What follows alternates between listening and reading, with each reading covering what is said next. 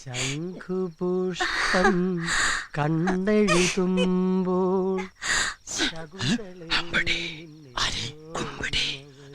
പിന്നെ ഇയാളെനിക്കറിയാം. Homeo doctor. അല്ല, വിസ തട്ടിപ്പ്. ആശ്രമം പൊളിച്ചോണ്ട് പോയ ആള്. ഏതെങ്കിലും ഒന്ന് ഉറപ്പിച്ച് പറ. ഇതിലേതെങ്കിലും ഒന്നാ.